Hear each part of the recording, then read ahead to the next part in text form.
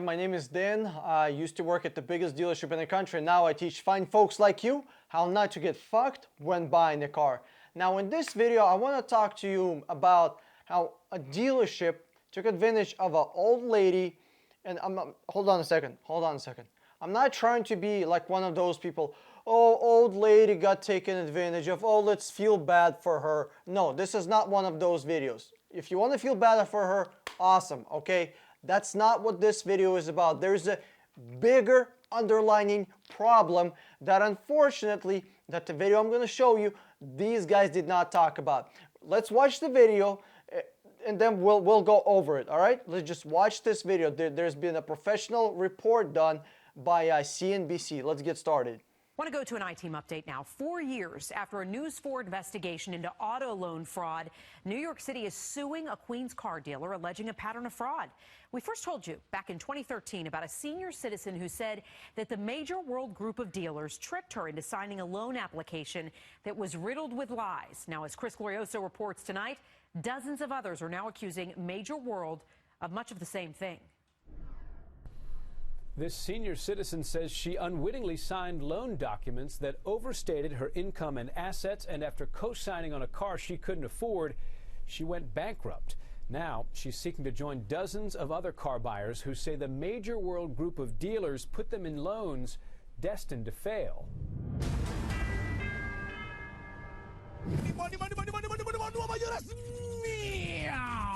I'm not sure if salesmen should be drug tested on a daily basis, but cocaine is a hell of a drug. Major World is known for its larger-than-life TV commercials. The car dealer even used naked cowboy as a pitchman. The Major World today. You know what? That's the first thing I'm asking for. Whenever I'm calling for a customer, I'm looking for a car.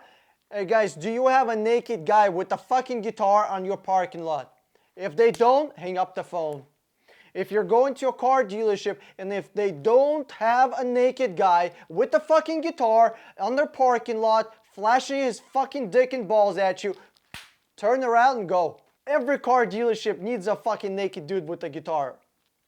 That's a must. But all theatrics aside, Major World is accused of some major fraud.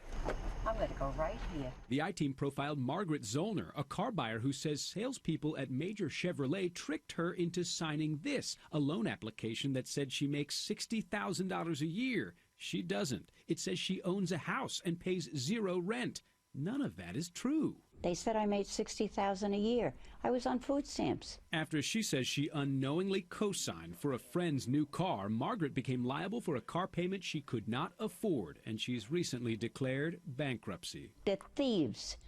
So this is what happened. This lady has a friend that needed a car, and this lady was a good friend and co-signed for her friend, okay? And the dealership, to make this lady get approved, they lied on the application, which my personal opinion, I have absolutely no problem with. You know, if you can afford the car but your credit sucks, you know, I know some people that pay cash for everything but their credit still sucks, and just, you know, I don't have no problem with this. What I do have a problem with is the dealership selling her a car that she could not make payments on. That's the problem. Let's keep going. I'll tell you, if you don't understand still, let's keep going. Let's keep going here. And I want restitution. Zollner may now have her chance to get paid back. After hearing complaints from dozens of other car buyers, New York City's Department of Consumer Affairs filed charges against Major Chevrolet and several related auto dealers. The city is seeking more than $750,000 for 26 auto buyers whose loan applications listed inflated income and false rent payments. The people that we've seen, the consumers that we're trying to help, are people who need to give their money the most. They come from low-income communities, they are struggling to make ends meet, and then they end up in these loans that are really bankrupting. That's exactly right, lady. That's exactly right. These dealerships are taking advantage of low-income families and older people. I'm not saying all old people are like, you know, slow in the head or they have dementia or something like that. No, but older people are easily fooled. It's just, I mean, like, you can't even get mad about that. That shit is true. My grandma is like under 100 years old, but, she's old. Old people easily get shit confused. When you spend 4, 5, 6 fucking hours in a dealership with 3, 4 salesmen or maybe a couple of more managers trying to peer pressure you into signing a fucking contract that they know this lady cannot afford, of course she's gonna sign it. Of course Of course. That's like all prisoners at Guantanamo Bay are terrorists. Of course, after 6 months of fucking torture, they're all terrorists. They're such hardcore terrorists. Of course they are. Same thing here. You pressure, you peer pressure, you pressure people into doing things, and guess what? They'll do that. You don't have to be beating somebody up. You don't gotta be, twisting somebody's arms to do that. You use your words, you use your body to make people do things. If you work in sales, or if you work with people, or if you're a manager, or maybe even executive, or a director somewhere, you know how to take charge of people. You don't gotta be using no fucking fists to make people do something. Major World has denied any improper conduct in court filings, and the company told us the city's complaint is a misunderstanding about our business practices. The dealer group issued a statement insisting only a tiny fraction of customers, 114, have made complaints to the city in the last 3 years, and almost none of the complaints are about vehicle financing. Only 114 complaints in 3 years. That's to the city. That's to the city. Can you imagine how many complaints there are actual to the dealerships? How many people had to complain to the dealership, be so fucking pissed off that they had to go to the city? Can you imagine the amount of complaints that actually went to the dealership before it got to the city? 5, 10 times as much? As for Margaret Zollner, in the past, Major World has suggested she made misrepresentations on her loan application, not the sales staff. Of course she did. Of course she did. She's the one who printed the paperwork. She carries a fucking printer with her every time she goes to a dealership. So of course it was her. It wasn't the salesman. It wasn't the salesman. I really, what I want to know is how long did they torture her for? 3, 4, 5, 6 hours? And national average is 3.5 hours for one fucking dealership. God forbid you go to 2, 3, or 4 of them. A lot of these dealers say, look, the borrowers signed the documents. They're the ones who committed the fraud. Yes, but what is happening is a lot of them felt really pressured. They would walk in, made to wait for hours. Exactly. That's exactly what I'm talking about, lady. I'll let her talk. Let's listen. And then when the business was about to close, like it was close to 7 or 8 o'clock, they were shown a stack of paper that they had to go through, and they were told to hurriedly sign on the market, like on the excess. That's exactly what Margaret Zollner says happened to her. She's now seeking to be a part of the city's lawsuit against Major World. Her attorney says the action by the city may convince other auto dealers to think twice before they steer unqualified buyers into expensive car loans. I think the Department of Consumer Affairs is like announcing there's a new sheriff in town. I mean, every dealer in the city must have sat up like this when they saw that Major World was brought up on charges for this. Just because you're a corporation and you have a lot of money, learn to do the right thing. It's a hell of a lot easier. The city's complaint against Major World not only seeks restitution for the car buyers who were allegedly deceived, it also seeks to revoke licenses for several Major World dealerships operating in the city. And beyond that, the Consumer Affairs Commissioner says she wants City Council to pass a slate of reforms that would force auto dealerships to be more honest. For the I-Team, I'm Chris Glorioso. There's a couple of things that this guy said, or whoever wrote it for him, he's just reading off a teleprompter. It's not his fucking thing, it's not his business. What are they gonna do? Close the dealership? Okay, next day, literally next day, they will open a dealership with a different name. That's it. They'll just open the same fucking locations, same cars, same employees with a different fucking name. That's it. It's just that fucking simple. Next, do you know why there is never ever going to be any serious action taken against these people here, against these dealerships? Do you know why nothing is gonna happen? Do you know why no serious changes will be taken?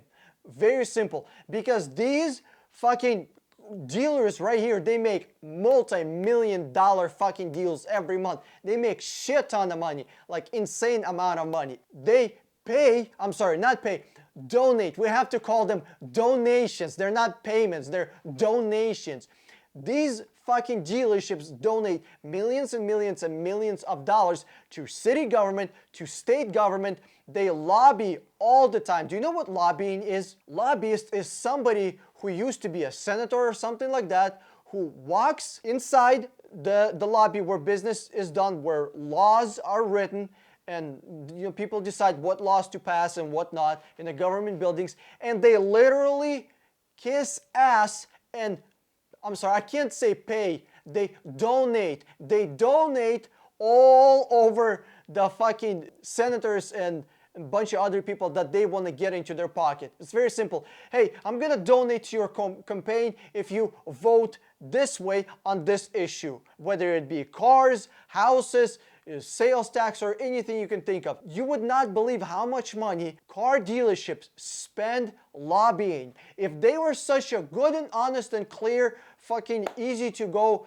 easy to read business, why are they spending so much money lobbying? Can you tell me that? These car dealerships are preying on two types of customers.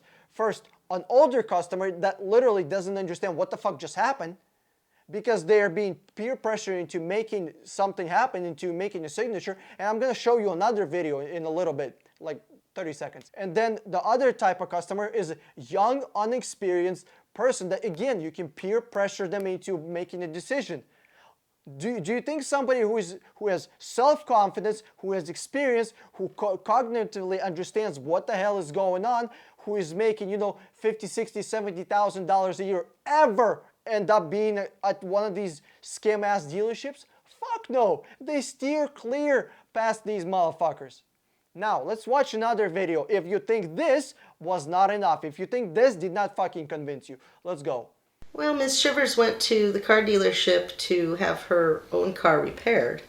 And she thought she was taking more or less like a loaner or a test drive that she would bring back when her car was ready.